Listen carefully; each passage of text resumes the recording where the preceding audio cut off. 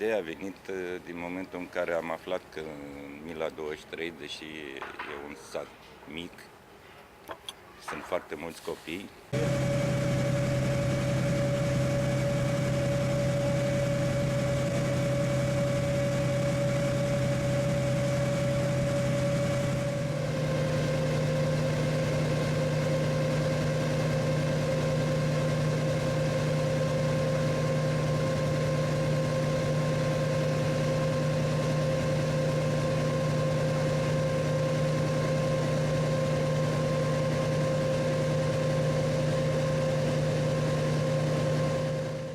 Și atunci Asociația Ivan Pățache ne-am gândit să venim cumva în sprijinul lor și cum să facem, mai să organizăm o competiție cu bărci ca să le putem oferi niște premii.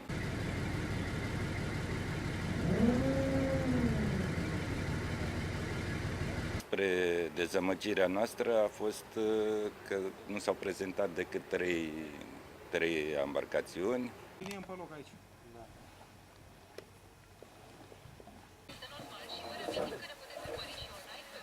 Atunci nu eram. Am dus și acum de 10 când avem. Băi, Dale, crezi că cu cine m-am întâlnit, mă? Cu cine, mă? Cu taticu? A? Cu taticu? Nu, mă. Cu tase?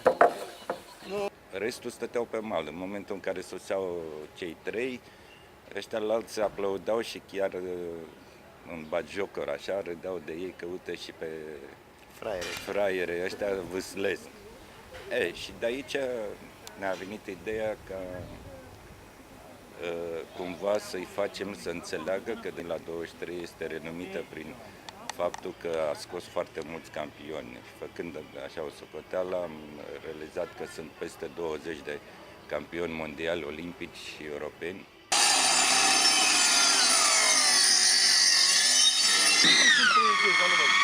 Ne-a venit ideea să facem în Milă două lucruri. Unul, să facem un centru de inițiere în canotaj pentru copii. Merge, ține, nu? Așa, tare, bagă! Și al doilea, să facem acest muzeu în aer liber, care să fie foarte accesibil, mai ales pentru copii, dar și pentru turiști, pentru vizitatori.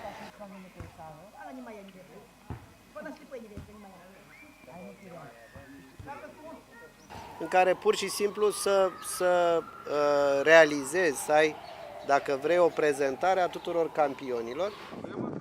Al doilea aici. Când îi bate și pe al doilea. La 18 acolo, da. Dar ideea asta de a-i prezenta pe campion nu pur și simplu ca la o gazetă de perete,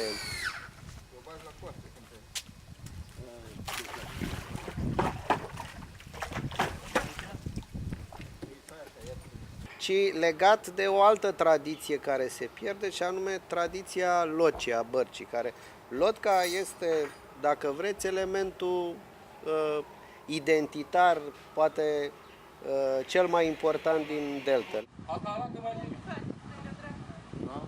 Reprezintă, de fapt, istoria satului, cumva, pentru că pe lângă campioni am reușit să atragem povești legate de lotca a campionilor și a bătrânilor din sat. Și lucrul acesta i-a stimulat foarte mult, de unde am umblat și am căutat tot felul de poze.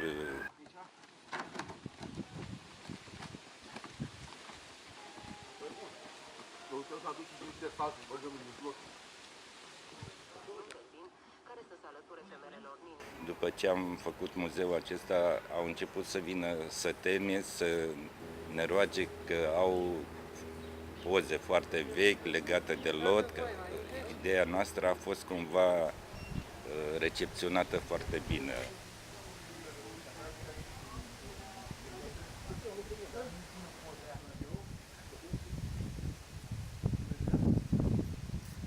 O să vedem în timp cum evoluează.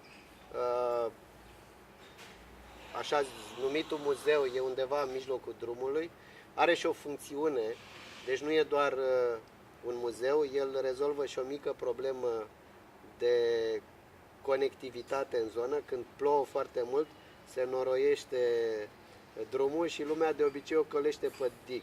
Noi, făcând muzeul un podest pe dig, acum le-am făcut o trecere mult mai prietenoasă și utilă.